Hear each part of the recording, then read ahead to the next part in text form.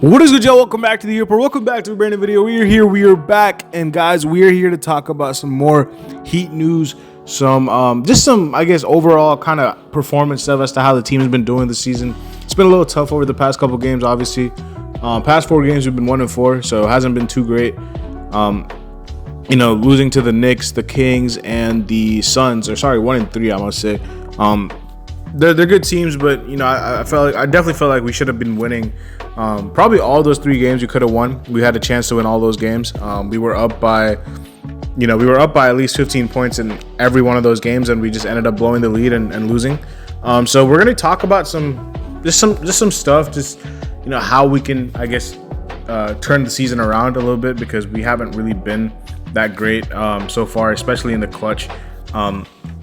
I have some, I guess, big questions that the Heat will have to answer, and maybe the fans can also chime in the comment section below if you guys have any. What do you guys have to say about, if any opinions about this or any of that? You guys chime in the comment section. You guys know what to do. Leave a like, subscribe, all that good stuff. Let's get right into it. So the first question that I have for this team is it time for Terry Rozier to be the 6th man?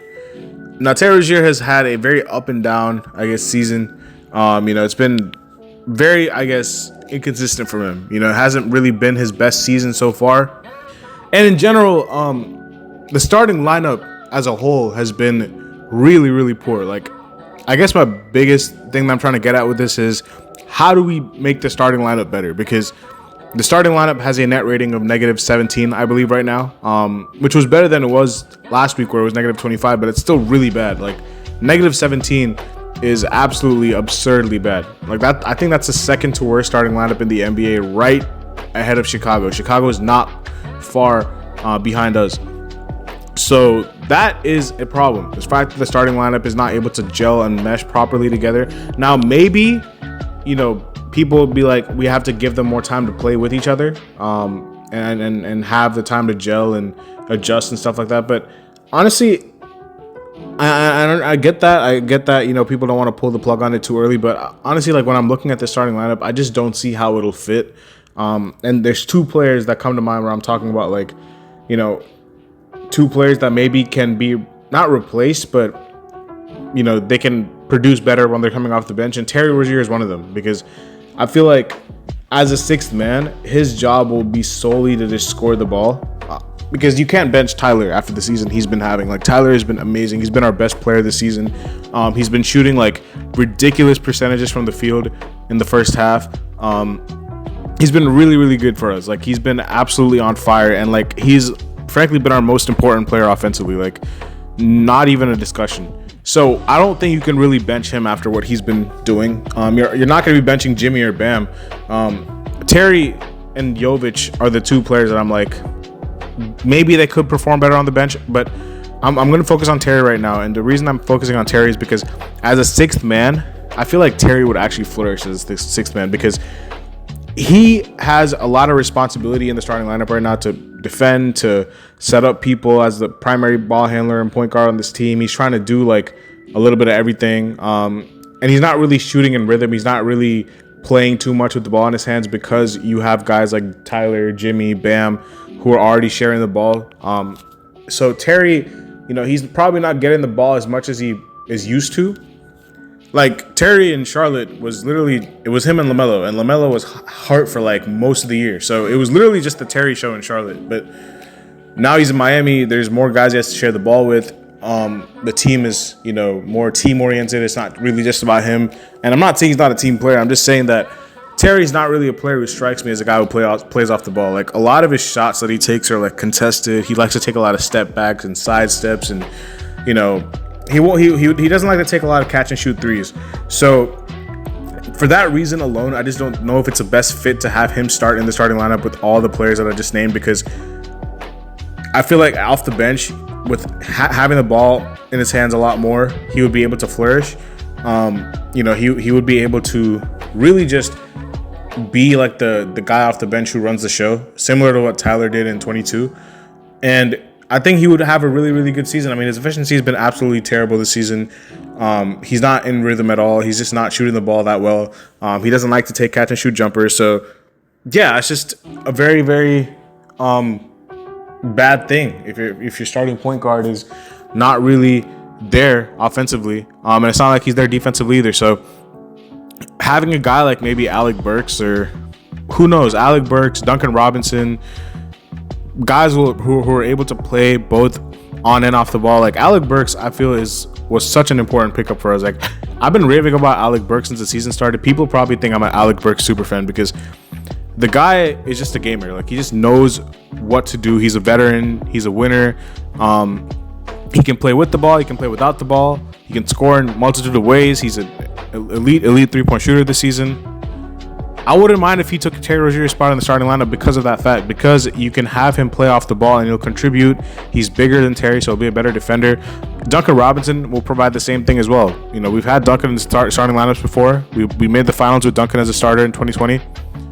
We haven't tried Duncan and Tyler in a while, I think, but it's always really been one of them starts, one of them comes off the bench. But Duncan and Tyler together, maybe people say that's not enough ball handling or playmaking. So for that reason, if you wanted to slide in Alec Burks, you could. But I think one of those two over Terry could actually work wonders for both Terry and the team, because Terry could really have so much more opportunity to come off the bench. There's not really a primary ball handler that we have off the bench. Like Jaime, he is one, obviously, but, as far as a point guard, as a guy who's going to control and the tempo and set the pace for the team and run the show, we don't really have one off the bench. So I think Terry off the bench would be really good. Another player that I'm really worried about more than Terry is Nikola Jovic. And my question is, what do we do with Nikola Jovic? Because we saw last game, he only played 7 minutes. And I understand it was a matchup thing. You wanted to have Haywood Highsmith out there guarding Kevin Durant. But, what is the future of Nikola Jovic on this team? I mean, we drafted him 27. Since then, he's shown some flashes. He's had some pretty good games, but he's also had games where it's like, I don't notice Nikola Jovic on the court at all. Like, more often than not, I just forget that he's even there. And with Nikola Jovic, I think if anyone is to come off the bench in the starting lineup, he should be the first one, and Terry shortly behind him. Because the reason I'm saying Nikola Jovic first is because teams are getting away with putting their weakest defender on Nikola Jovic offensively. When we're on offense, and they're just getting away with putting their absolute worst defender, their short guard, putting him on Nikola Jovic because they know he's not really a threat to score the ball if he doesn't have the ball in his hands. And most often with Jimmy, Bam, Tyler, Terry, where is the opportunity for Nikola Jovic to have the ball? I've watched Nikola Jovic since he was at Mega. I watched him his rookie season. I watched him in Summer League. Nikola Jovic is maximized when he has the ball in his hands. Unfortunately, and I kind of feel bad for him, he's been put in a position where how will he have the ball with all the players I just named, being in the starting lineup? Theoretically, Nikola Jovic, the idea that the Heat wanted to have Nikola Jovic play was a guy who will be a catch-and-shoot 3-point shooter. But I understand he's capable of shooting threes, but his best attributes is when he has the ball in his hands and when he's, running the show offensively. Not as in a scoring sense, but when he is playmaking for people, when he's setting people up, when he's bringing the ball up at 6'10", causing problems for the defense. That is what makes him special as a prospect, and that's what made him special, for a lot of draft people when he was drafted in 2022. A lot of people thought Nikola Jovic going that low was an absolute steal for the Heat, and because of those reasons, but the Heat have just utilized him so terribly. They've utilized him as a guy who's going to be needing to box out, rebound, just play catch and shoot, be like a 3-and-D player, and that's just not his game at all. Like, at all. He doesn't play big. He doesn't play like he's a power forward. He plays like he's a guard at 6'10". So, you already have your center who likes to bring up the ball. He likes to bring the ball up the floor. Your center is playing like a forward guard in a center's body. Nikola Jovic is playing like a guard in a forward's body. So, where is the actual forward on this team who play like a forward or play bigger than what they are? We have guys who like to play smaller than what they are. So the biggest reason I think we're starting him right now is because we just don't have anybody who's as big as him, like length. I mean, sorry, that paused. I did not mean it like that. Height wise, we do not have people on this team who are as tall as Nikola Jovic. We do not have anybody on this team who's as tall as him. Like, who can play that position? Like Jaime Jaquez is 6'6", Haywood Highsmith is 6'5". Kevin Love is like 35 years old. He hasn't even played a game this season.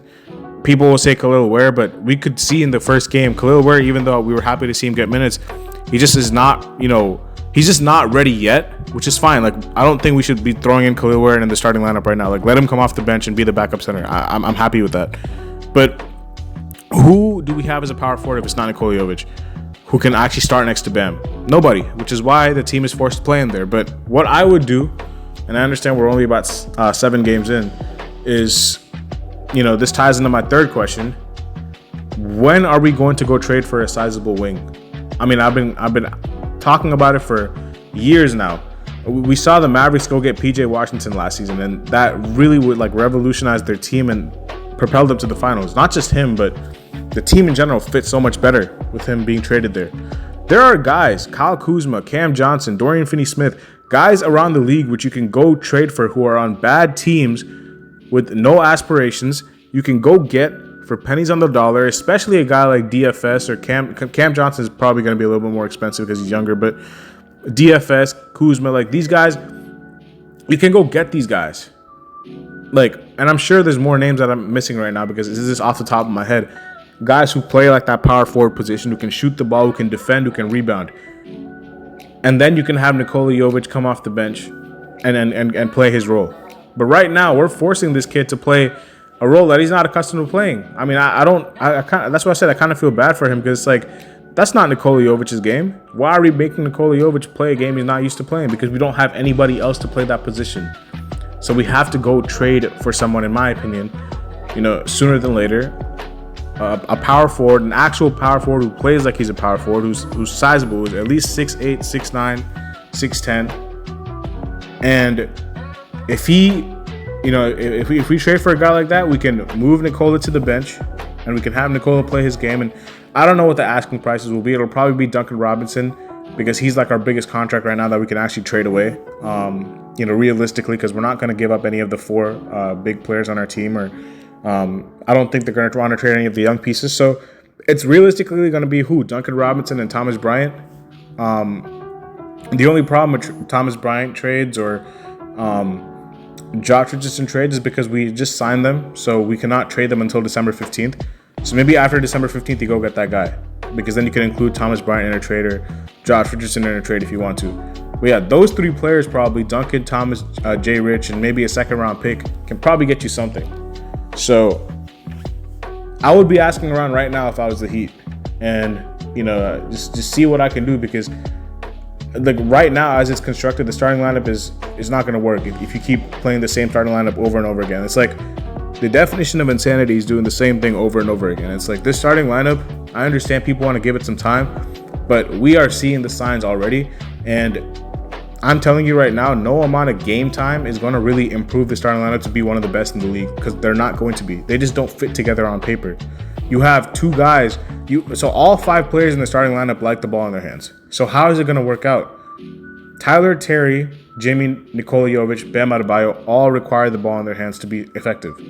Tyler he's probably the most, malleable player in the starting lineup, where he can play with the ball, he can play without the ball, which is why he's having such a great season, because he's able to catch and shoot, he's able to play with the ball in his hands, he's able to play without the ball in his hands.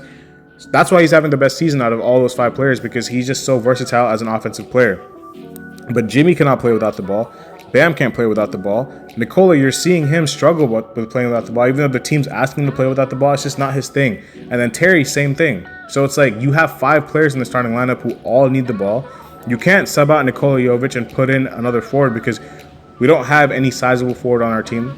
We don't have anybody who's above 6'6" on our team who can play the power forward position besides Nikola Jovic. So we're kind of just stuck at this point. And we just have to, I think the only way this can be really fixed, the starting lineup issues, is through a trade, or through probably just having Terry Rozier come off the bench and see how it goes then. So those 2 things are pretty big for me, and then trading for a wing as well. Like I said, just really big for me. And the last thing before I close out this video, where and when will Bam Adebayo's confidence appear?